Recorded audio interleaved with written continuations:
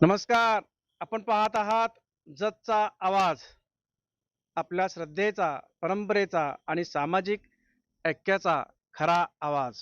बेळगाव जिल्ह्यातील आथणी तालुक्यातील गुंडेवाडी येथे वसलेले श्री काडसिद्धेश्वर देवस्थान हे संपूर्ण परिसरातील भाविकांचे श्रद्धास्थान म्हणून ओळखले जाते. माने पाटील बिराजदार परिवारासह अनेक तालुक्यातील हजारो भाविकांचे हे कुलदैवत मानले जाते. पुरातन इतिहास लाभलेल्या या देवस्थानाला हिंदू मुस्लिम ऐक्याचे प्रतीक म्हणून विशेष स्थान आहे.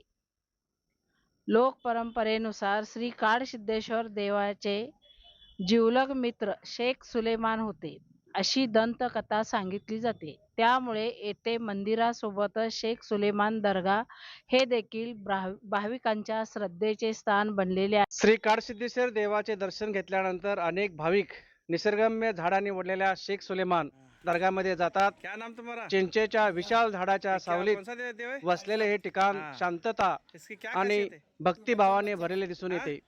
हिंदू आणि मुस्लिम दोन्ही समाजातील भाविक मोठ्या श्रद्धेने प्रार्थना करताना पाहायला मिळतात. या ठिकाणी फकीर भाविकांना मोरपिसांनी आशीर्वाद देतात. अशी अनेक वर्षापासून चालत आलेली परंपरा आहे.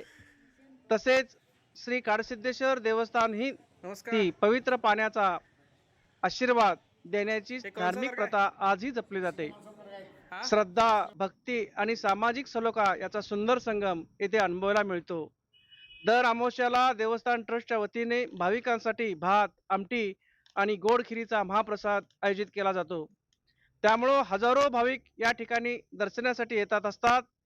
डिसेंबर महिन्यात भव्य यात्रा, उरूस आणि दिवाळीच्या काळातील आकर्षक आतिषबाजीमुळे हे देवस्थान अधिकच प्रसिद्ध झाले आहे.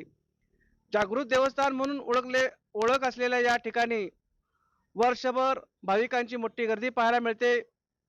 मी कॅमेरामॅनसह जतचा आवाज, गुंडेवाडी आथणे. बातमी आवडल्यास लाईक करा, शेअर करा, कमेंट करा. तसेच जतचा चॅनल आवाज या सबस्क्राईब करून विसरू नका. धन्यवाद.